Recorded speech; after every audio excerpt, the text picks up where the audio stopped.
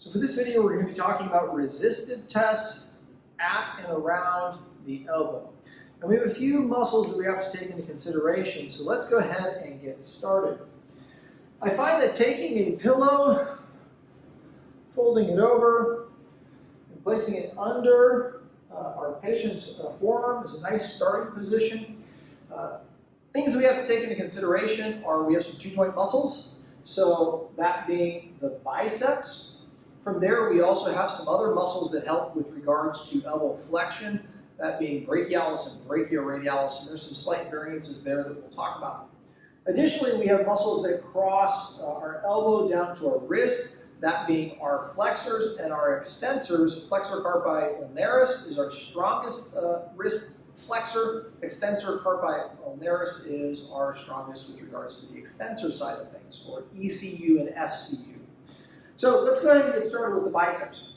First and foremost, we're going to look at long head of biceps primarily, and with this, we want the forearm in a fully supinated position.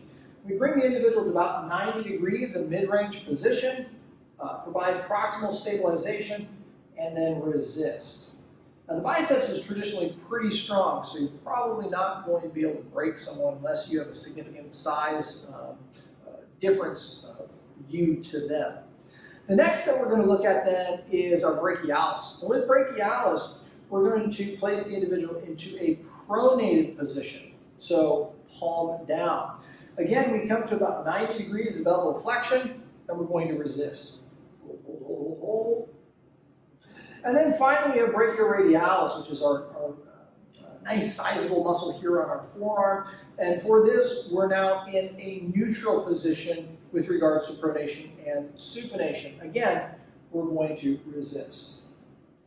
And with that, we should be able to see that muscle right here on the anterior portion of the forearm be far more kind of apparent, kind of pop out as it engages. Next, we look at the wrist. And again, because the wrist has an implication at the elbow, because these two joint muscles, we need to look at it. And specifically, we're going to look at the common flexors. Again, flexor carpi ulnaris, FCU, is our strongest with regards to the flexors. So we're going to bring the individual back to a neutral position, that being about 90 degrees of elbow flexion. We're going to bring the individual up into flexion. With flexion, there is a little bit of ulnar deviation as well, and that's okay. So just kind of go with that.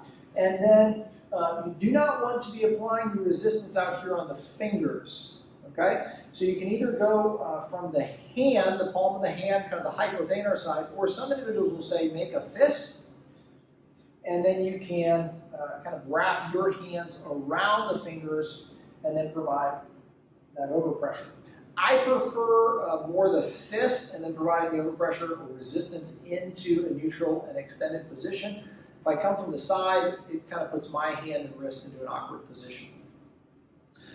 We then want to look at the other side, that being the extensors. And so we're going to have our individual go into a pronated position. Same rule here. We're going to have them kind of bend the fingers back. We can also have them extended. It's up to you.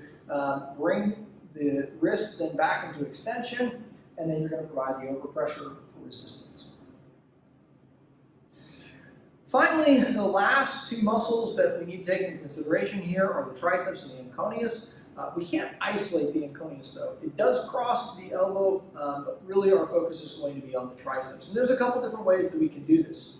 Some clinicians will have the individual go into this position. I find this to be rather uncomfortable because not only are you into an internally rotated position, but it causes some forward translation of the shoulder. Additionally, you could have them in a prone position where they're just pressing out, laying on the table. But since we're using this as a screening exam, probably the easiest is just to keep them in that neutral position, about 90 degrees of elbow flexion or slightly more extended. Go ahead and relax. We're going to bring them out. Hold right there. The reason why we would extend that is just to give a little bit more of more or less approximation. We're trying to increase the ability of that muscle to form resistance, so we don't want to have it in a real lengthened position. And then from here, we're actually going to be pressing into elbow flexion, asking them to resist. So hold, hold, hold, hold, hold, and relax. As far as forearm position, it really can be any of the options. It can be supinated, neutral, or pronated. I standardize just with a neutral position for the triceps. So, have a go with these resistive tests for the elbow, recognizing that pronation, neutral, and supination is going to bias towards some various muscles that cross the elbow joint. Let me know if there's any questions.